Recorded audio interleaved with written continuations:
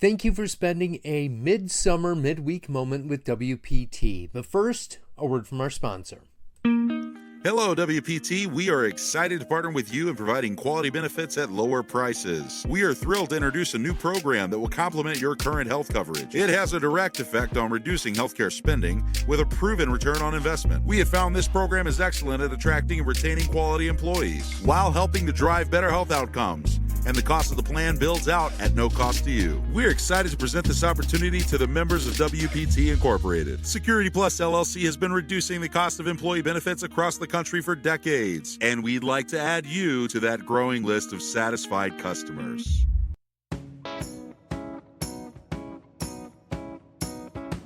Hello and welcome back. I'm Paul Rozeski. Today's the 19th of June, 2024, and life is moving fast right now.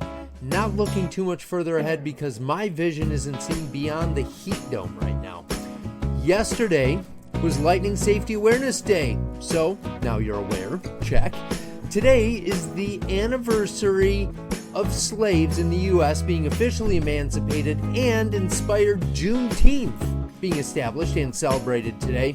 With this weather, it seems appropriate that Thursday is the summer solstice. You can celebrate with National Ice Cream Soda Day to help you stay cooled off. Or, if you want to be a little healthier, it's also National Smoothie Day.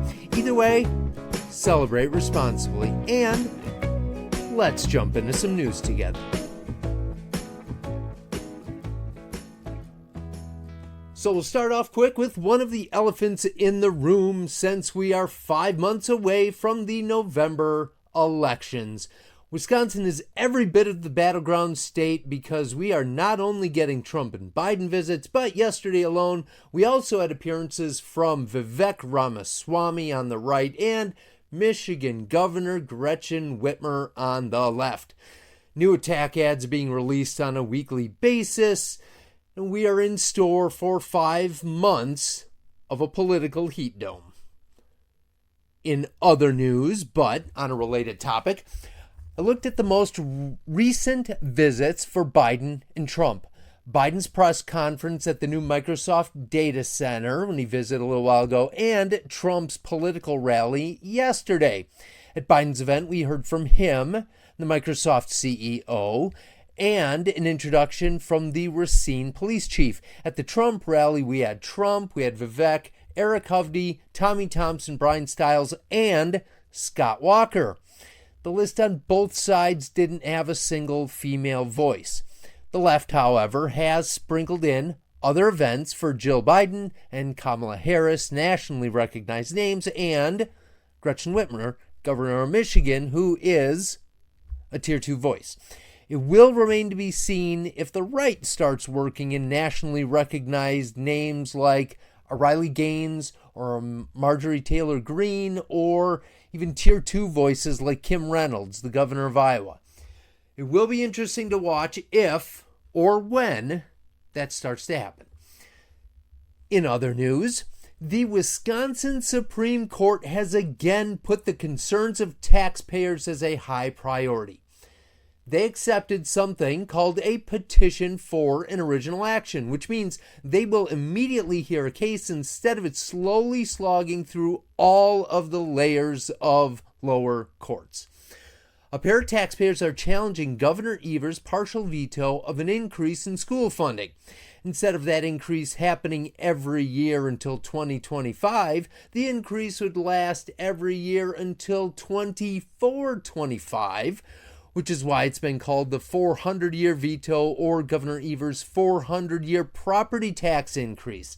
Yes, a guaranteed increase in your property taxes every year for 400 years. I will say, thank you, Supreme Court, for ruling unanimously in our favor to eliminate transportation utility fees, aka a tax, and thank you, Supreme Court, for fast-tracking this also. This will be an interesting test for them and our laws because although I'm not a lawyer, I understand the basic concept that our government's separation of powers, simply put, is that the legislature writes the rules and the administrative branch executes the rules.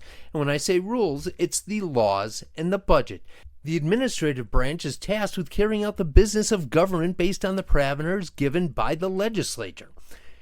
In the budget process, the governor submits a proposal of what he'd like to see in the budget for the legislature to consider. As their version of the budget takes shape and gets approved by the state assembly and the state senate, which then goes back to the governor for the final signature of approval, like all bills must do.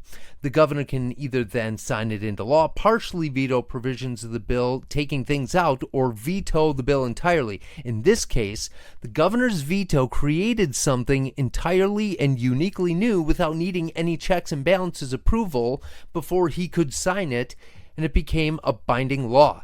It will be interesting to see what the court does with this, because it isn't and shouldn't be a politically charged social issue. It's acknowledging the fundamental nuts and bolts and checks and balances of government, but unfortunately, as we'll see in today's quote, it's not so simple.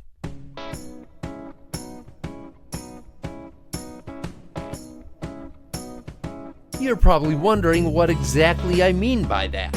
Well, in closing, I will leave you with this quote, and follow me here.